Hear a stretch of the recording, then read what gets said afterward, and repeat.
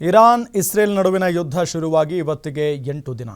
ಎರಡೂ ದೇಶಗಳು ಯುದ್ಧ ಭೂಮಿಯಿಂದ ಕಾಲು ಆಚೆ ತೆಗಿತಾ ಇಲ್ಲ. ಇರಾನ್ನ ತನ್ನ ಎದುರು ಮಂಡಿ ಊರಿಸಿಯೇ ಸಿದ್ಧ ಎಂಬ ರೀತಿಯಲ್ಲಿ ಇಸ್ರೇಲ್ ಹೋರಾಡ್ತಾ ಇದೆ.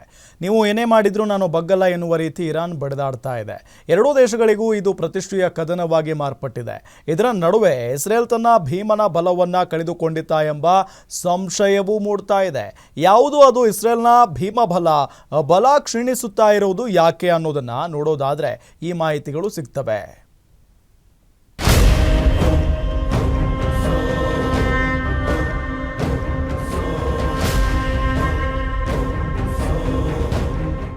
ಇಸ್ರೇಲ್ ಕೆಣಕಿದವರನ್ನ ಸುಮ್ಮನೆ ಬಿಟ್ಟ ರಾಷ್ಟ್ರವೇ ಅಲ್ಲ.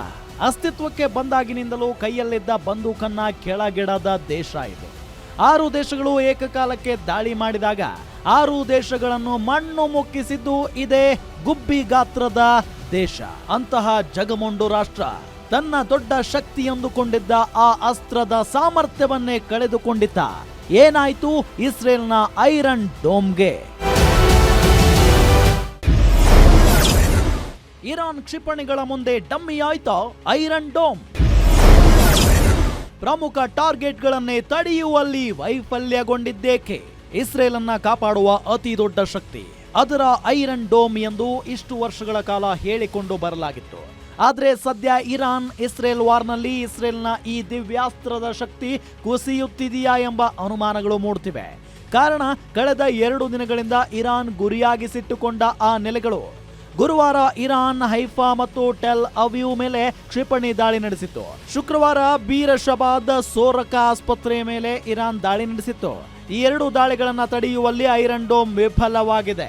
ಖುದ್ದು ಇಸ್ರೇಲ್ ಯುದ್ಧ ತಜ್ಞರೇ ಇದನ್ನ ಒಪ್ಪಿಕೊಳ್ಳುತ್ತಿದ್ದಾರೆ.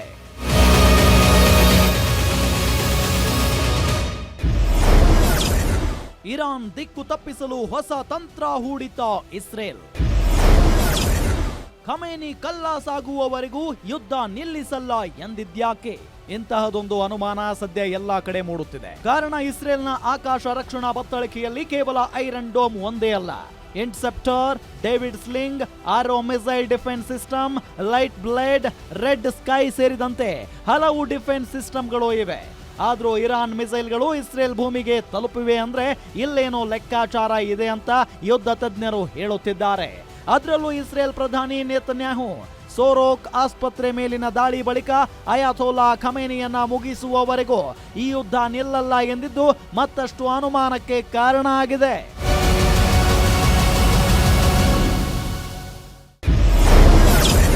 ಇರಾನ್ನಿಂದ ಇಂದು 1000 ವಿದ್ಯಾರ್ಥಿಗಳು ಭಾರತಕ್ಕೆ. ಇನ್ನು ಇರಾನ್ ಇಸ್ರೇಲ್ ನಡುವಿನ ಯುದ್ಧದಿಂದಾಗಿ 2 ದೇಶದಲ್ಲಿ ಭಾರತೀಯರು ಸಿಲುಕಿಕೊಂಡಿದ್ರು.